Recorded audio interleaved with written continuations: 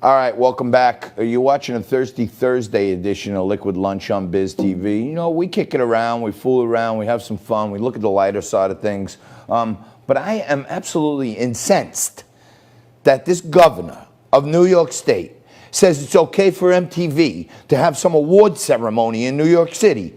But at the same time, we cannot have the proper memorial and let the folks whose family members perished, the first responders who ran into the buildings when they're burning and collapsing, they can't get up there and hear the names of their loved ones, speak to them. This is an annual thing where people get together. It's part of their support group, okay? I'm going to talk about this a lot. I'm going to talk about it every day, and I'm going to try to find as many allies as I can to change this moron's mind. And a great ally of mine and Liquid Lunch joins us right now. George Santos is with us, and he was with us pre-COVID. He was with us when he was positive COVID, and now he's no longer COVID, but he's still pounding the pavement every single day to bring New York's 3rd Congressional District back to the Republican side. George, thanks for joining us again. All right, New York City, thank you for having me. This is your congressional district. What are you going to do to make some noise to get Governor Cuomo to change his mind? Let's put it this way, and John, as I heard you say it, I can't believe that that's the reality that we're living in, that I have to hear somebody actually say that the 9/11 memorial is canceled. The same memorial where many New Yorkers, Long Islanders, even New Jersey and Connecticut residents perished, first responders, law enforcement, everybody, you know, people working the towers and media people, everybody just perished. And to I get emotional. My parents were both down there the day of the attacks, and fortunately, none of them passed. But to see that the families of those who lost their loved ones will be recused from having a ceremony, which, like you said, is part of their support group, taken away from them, just strikes to me as a very foolish attempt of Cuomo and the left trying to erase that history, that very recent history that a lot of us saw. All of us alive, most of us alive today saw, millennials inclusive. I was 14 at the time. So to see that to me is just, now they're pushing, you know, a little bit too hard. And at the same time, to see them approve an award ceremony that gathers thousands be approved because apparently celebrities are immune to COVID, or they're very special and they know how to protect themselves better than the average Joe, or, you know, the wife or the husband of fallen first responders in 9/11. So I don't know which one it is that Governor Cuomo is trying to tell us, if that the celebrities know better, if he knows better, or if we're just not that intelligent enough to social distance and keep ourselves safe. So which one is Governor? Georgie, if you think about it, okay, you know, everybody's behind this Black Lives Matter movement, okay? And I say it all the time. If I said to you, George, hey, Black Lives Matter, man, and you'd say, yeah, of course they do. When you put a hashtag in front of it and you put it in all caps, now that movement is not something I can agree with, because the people who founded it are on the record Marxists. They want a Marxist society. They want to break down the nuclear family. They want the man out of the household. These are all the things that our country was founded on, okay? And one of the things in there in this, you know, Marxist manifesto is the elimination of individuality. They don't want people to have individual expression, individual choice. And it's strange that we can have a ceremony, but they can't read the names of the folks and identify them as people. But they're going to be allowed to read the names of, you know, criminals, drug dealers, gangbangers to get their MTV awards. It doesn't make a lot of sense to me. It's like a tale of two cities, literally.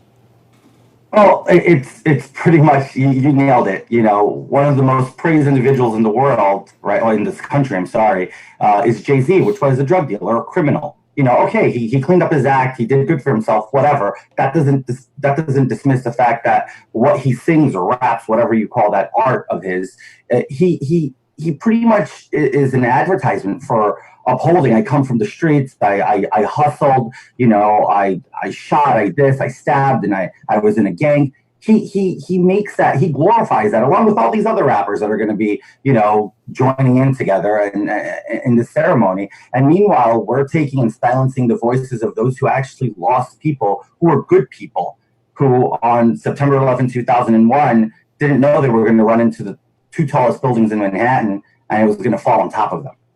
These men and women died trying to save the lives of other people.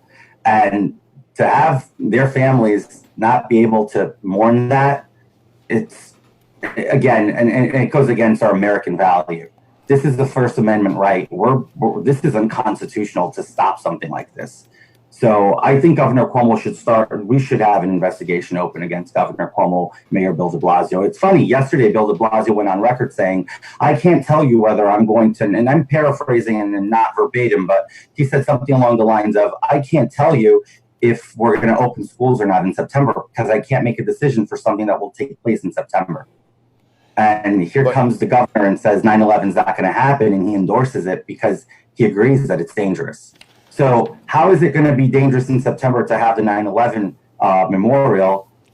And how do you know that so far in advance? You said you couldn't tell us about schools that far in advance.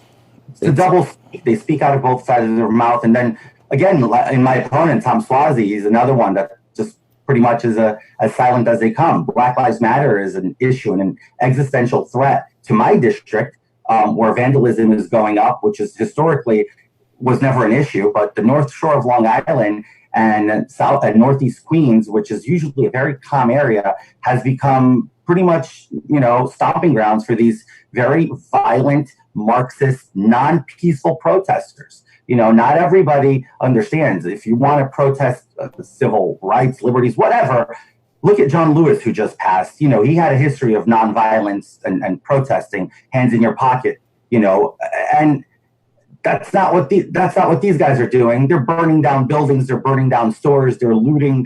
That's not protesting. That's disgusting. That's destroying America. The same people who said that Trump would destroy America are doing it themselves. So that's the society we're living in now. And the way to excuse it is they put a hashtag in front of caps letters that spell out Black Lives Matter. Right. And it takes a perfectly uniting statement and turns it and weaponizes it into a front for a Marxist organization.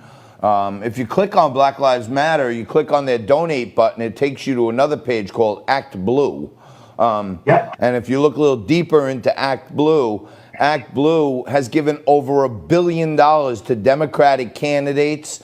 They spend most of the money in there for all kind of liberal causes. They give to Planned Parenthood and NAACP. All the big liberal causes are supported by Act Blue. So, do Black Lives Matter, or does hijacking a great problem being highlighted into a fundraising effort for left-wing anarchists? Because that's what I'm saying. Oh yeah, no, Act Blue is the Democratic platform for donations for their candidates, where their service fee, and for everybody watching, they don't understand this. So you make a donation to Dems, let's say $100, Act Blue keeps a percentage of that, and then what they use that money to do, which is ultimately the DNC does, it is distributes it into all these organizations such as Planned Parenthood and Black Lives Matter and whatnot. So it's the perfect finance collection mechanism to promote anarchy, Marxism, and ultimately socialism. These people are clearly spelling out and screaming, and some people don't see it, that they want the United States to become a communist society. And so long as I'm alive, I will fight, go to jail if I have to keep this country a free country, free market, and capitalist nation. This country will not be a communist or a socialist country. It's not under this generation's watch. I know that we're too good of a country to ruin it. Look at Cuba and all these other, shift holes. Yeah. Hey, Georgie, talking about, Act Blue doing all this fundraising. I'm sure you need help with fundraising. So I want to remind our audience out there, George is always there for us. And if you want another Republican in the House that's going to support our president, you got to go to georgeforny.com, right? That's the website where the donate button is. You can learn a heck of a lot more about George. But go to George for NY, georgefornewyork.com. If you like what you see, make him a contribution and, put a sign on your lawn. If you're out there in his district, do something to help, because we need to take back the House, among other things. But you're always there for us. Janet is the best. You got the best advocate out there. She's on the great. show every day, and she's just awesome. And so are great. you, my friend. Keep up the good work. Thank Keep you. fighting the good fight. He was out there last week with 3,000 people back in the blue. So if you want guys for law and order, guys who want to fund the police, guys who want to have the 9/11 families get the proper respect, you got to go vote for George Santos. All right, we're going to take a quick break right now. We're going to come back with Scott Lebedo, who's in a mano-a-mano brawl right now with Mayor DeBozo. We'll take a quick break, come back right after this.